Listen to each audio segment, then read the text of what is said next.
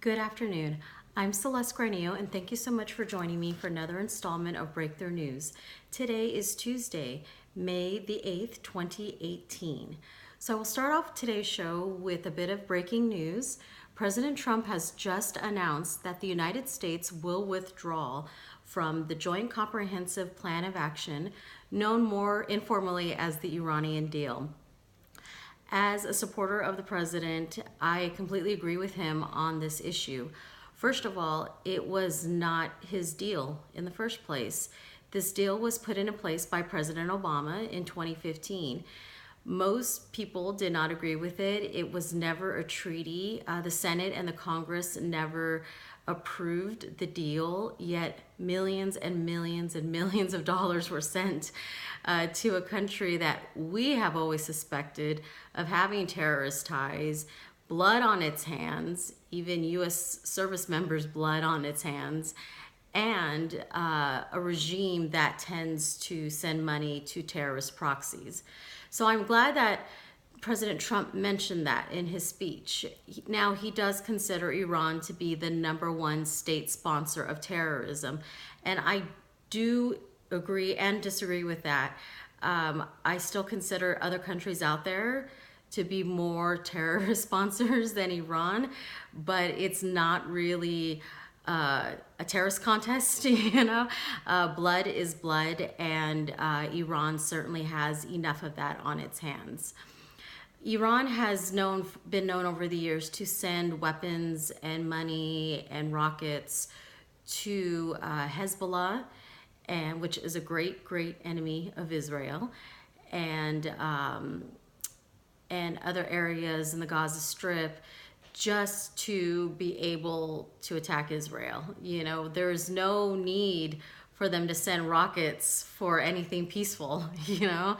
And then these rockets are used and launched on the state of Israel. So like when I say they have blood on its hands, they do. They most certainly do.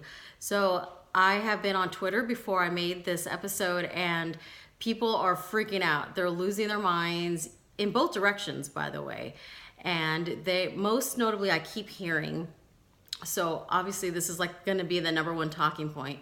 If Trump can withdraw from this deal, what else is he going to withdraw from? And I'm just like, hold on. Candidate Trump said that he will withdraw from this deal. He's never made it a secret, so I don't know why everyone is surprised by this. And secondly, this wasn't his deal. I could see if he made this deal and then withdrew, then I would be more concerned. But this was done by President Obama and John Kerry. And considering all of the Iranians that were very influential in the White House, this deal did not surprise me. And you consider that John Kerry has a son-in-law that's Iranian, and Valerie Jarrett, who was a very close presidential advisor to Obama, and Michelle Obama, she was Iranian. So, you know, they always had their grimy paws with the regime. And it was, I could just not sit there with a clear conscience and support such a thing. So President Trump leaving, I'm fine with that. It does not bother me one bit. So people saying, oh my God, what's Trump gonna withdraw from now? That's just hysteria. That's just to promote fear, and it's useless.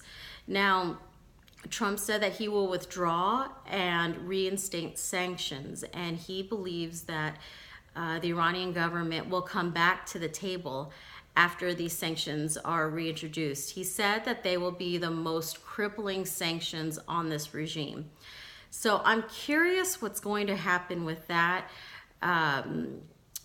Now, Iran came out after Trump spoke, and they said that to them it doesn't matter that the U.S. leaves, and they can still do this agreement with 5 other countries, with themselves, Russia, France, Germany, the UK, and the EU as a whole. So I just take it that there's money to be made. And, you know, France and Germany and the United Kingdom, they were so obsessed with Trump staying in. You know, all of their leaders came here to DC to try to talk him out of it. And I just see that as they have money to make in this deal. For many years, German companies were doing business with Iran. So none of that surprises me either. Their reaction doesn't surprise me either. So but I'm going to be intrigued. Will these countries still agree with this deal once sanctions are in, And so it could get very tricky. Now, before I went on air, there's a lot of rumors on Twitter saying that Israeli jets have taken off. So I'm curious to see where that's going to go and what Israel's response is going to be to this and what Iran's response will be towards them. And I also noticed that the Saudi Arabians have said that they too support this deal. And I know that the Israelis do. So, battle lines are being drawn, I feel, and it could so easily get out of hand. So it's something to watch. Definitely keep their eye on. I was more concerned about economic issues. I really thought the Dow was going to drop a few hundred today, and I also thought that oil was going to go through the roof. Towards the end of last week, oil was starting to jump, so I thought, okay, well, if that could happen before, what's going to happen when Trump announces? And so far, it's been quiet on the Western Front. The Dow keeps fluctuating up and down. As of right now, it is up slightly around 6 points. But like I said, go back down once again. And also, too, oil has fallen. And right after the president spoke, oil went down again. So, that's my main concern, because oil is a huge it's a huge deal to our economy, and everything relies on it. So if it was going to go through the roof like I thought it would, then I would be concerned. So for right now, everything seems to be okay. Now, once these sanctions are introduced, who knows? That remains to be seen.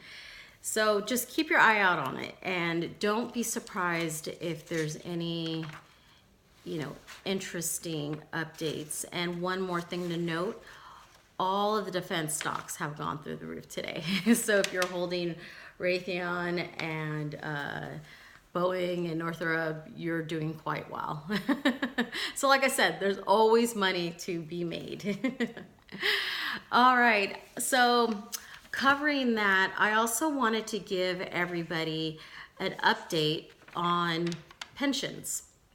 And I was doing some research over the weekend, and there was a lot of interesting information, most notably CalPERS, which I tend to pick on, but I do because it is the biggest and the largest pension in the United States. CalPERS has 1.9 million people that are recipients or pay into the system. And like I said, it only has $350 billion when they need so much more than that. So it's one to watch. And within all of that, now there's infighting in the board. And it's very petty. It's quite ridiculous, but it's still going on. And within that, there's been a stalemate within the board. So there was a new member who came in last year during the election. She unseated an incumbent who'd been there for a long time and has been backed by all the unions, and it turns out that they may not like her. Now, she was returning to her office from a meeting and could not get in. Her key card wouldn't work. So she put that episode on YouTube and linked it to a financial blog, and all heck is broken loose. So I just think that there's too much money at stake and too many issues at stake and too many futures at stake for all the ego and this bizarre form of hazing. Get to work. That's why you guys were elected. And, I think maybe we should just scrap that whole board and start all over again, because honestly, they couldn't do any worse than what they're doing now. But something I learned from studying these pensions, and so much of them are underfunded, not because of all the bad deals, and there have been bad deals. They've been underfunded because they rely on stocks. And when you have continued volatility, that's very dangerous because we don't know what they're going to be like in a year from now. We don't even know what things are going to be like a week from now.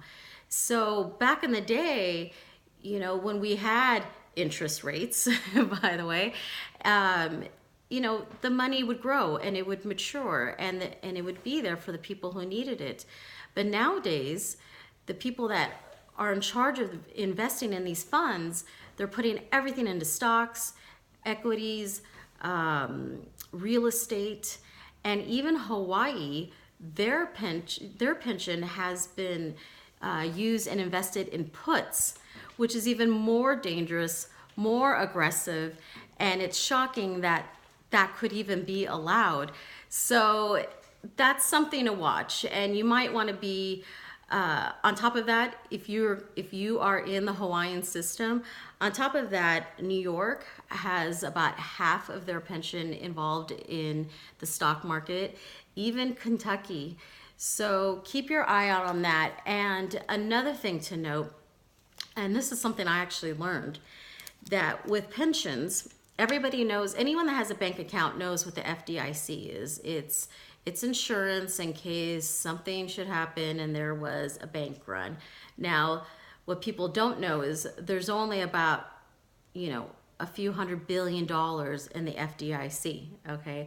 But there's trillions of dollars in banks in the United States. So not everybody will get their money, you know, and they have 99 years to give it to you. But what I didn't know is that there's a fund for pensions. It's like pension insurance. And that fund is currently insolvent. So it is so worrisome that Congress has put together quietly a committee to discuss possible pension bailouts. But don't take that as hope. Because one, nothing has come from it, but two, there's just never going to be enough money. So keep that in mind if you are in a job and you're about 40, 45, you know, you might want to start thinking of other strategies to prepare for your future. Now, if you're like, you know, 50s and 60s, you know, you might be okay, but, you know, there's definitely red flags. So I bring this bad news to your attention so you can prepare. And there is time to prepare. That's the good news. So start getting creative, start doing research, and just don't hold all this as if it's gold, you know. And you got to think, California, back in early February when the stock market plummeted that 1 week, CalPERS lost $18.5 billion in 1 week because of the Dow going up and down, up and down. So just bear that in mind, $18 billion. And it's not easy to recover a loss like that. So if, let's say, the stock market goes down another 1,000, just see that as billions of dollars lost. And you know, not just for the common investor, but for people whose hopes are in the futures with these funds. So bear that in mind. So I do want to apologize for all the bad news, but my point is to research and to give you this information, and you can plan and prepare and go forward rather than being completely shocked and stunned like so many people were in 2008. You don't want to end up in that position again. So I want to thank everybody for joining me today. It's great to be back, and I hope you guys have a great day. Any questions or concerns, leave them down below. Subscribe and like, and if you don't mind sharing, go ahead and share this video. And thank you so much. Have a great day. Bye-bye.